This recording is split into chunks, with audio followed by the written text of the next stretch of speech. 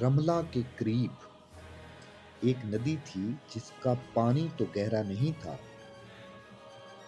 ندی گہرائی میں تھی اور چوڑی بھی۔ عیسیٰ القاہری نے رملہ کو فتح کر کے اپنے دستوں کو رملہ کے ارد گرد پھیلا دیا۔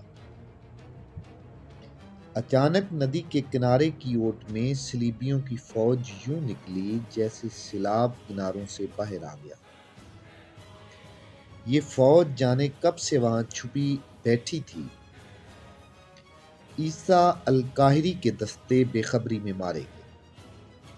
وہ بکھرے ہوئے بھی تھے، مقابلہ نہ کر سکے۔ ترپیولی کے جاسوس کی یہ اطلاع صحیح ثابت ہوئی کہ صلیبی ایسی چالیں چلیں گے جن سے سلطان ایوبی اپنے مخصوص طریقہ جنگ سے لڑنے کے قابل نہیں رہے گا۔ فرنگی اس طرح ندی سے نکلے جیسے انسانوں اور گھوڑوں کا سیلاب کناروں سے باہر آ کر آبادیوں کو اپنے ساتھ بہائے لے جا رہا ہو۔ سلطان ایوبی کی فوج بے خبری میں مکمل گھیرے میں آ گئی۔ شاہ بلڈون سلطان ایوبی سے پہلے اپنی فوج رملہ کے مضافات میں لے آیا تھا۔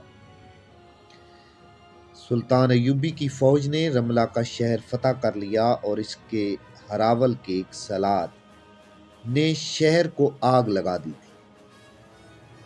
صلیبیوں کی گھات کامیاب رہی، ایوبی گھیرے میں آ گیا، اس کے دستے بکھر گئے۔ اس نے کئی دستے یکجا کر لیے اور اپنی خصوصی چال کے مطابق جوابی حملہ کیا، مگر میدان صلیبیوں کے ہاتھ میں تھا۔ سلطان ایوبی کا حملہ نہ صرف ناکام رہا بلکہ اس کے لیے پسپائی بھی ناممکن ہو گئی۔ نئے رنگروٹ جو چند ایک مقامات آسانی سے فتح کر کے یہ سمجھ بیٹھے تھے کہ انہیں کوئی شکست دے ہی نہیں سکتا، وہ ایسے بھاگے کہ انہوں نے مصر کا رخ کر لیا۔ بھاگنے والوں میں ان کی تعداد زیادہ تھی، جنہیں بعض غیر محتاط فوجی افسروں نے مال غنیمت کا لالچ دے کر بھرتی کیا۔ سب سے بڑی وجہ یہ تھی کہ یہ سب ناتجربہ کار تھے۔ سلطان ایوبی اس کیفیت میں رہ گیا تھا کہ وہ ایک اونٹ پر سوار ہو کر میدان کارزار سے نکلا اور اپنی جان بچائی۔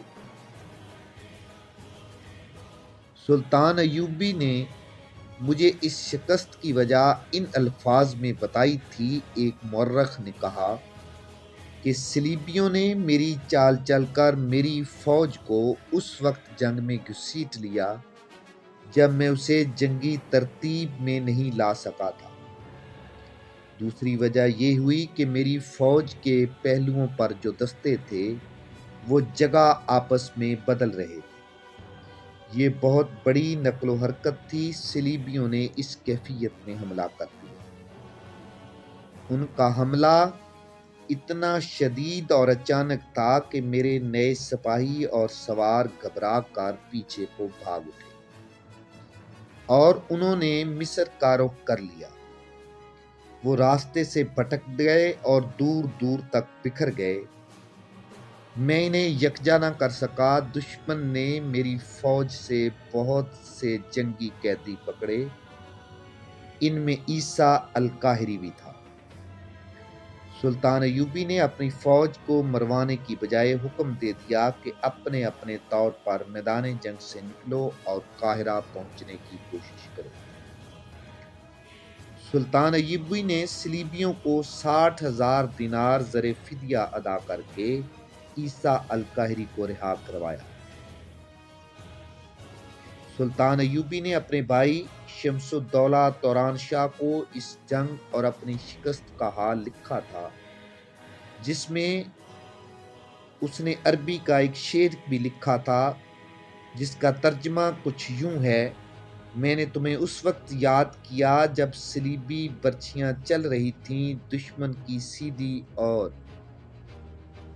گندی رنگ کی برچھیاں ہمارے جسموں میں داخل ہو رہی تھی اور ہمارا خون پی رہی تھی۔ سلطان ایوبی اس حالت میں قاہرہ پہنچا کہ اس کا سر جھکا ہوا تھا۔ اس کے ساتھ کوئی فوج نہیں تھی، اس کا محافظ دستہ بھی ساتھ نہیں تھا۔ اس نے قاہرہ پہنچتے ہی مزید بھرتی کا حکم دیا۔ شام کے محاذ پر وہ اپنے بھائی الادر اور بڑے کابل سالاروں کو حماطہ کے علاقے میں چھوڑ آیا تھا۔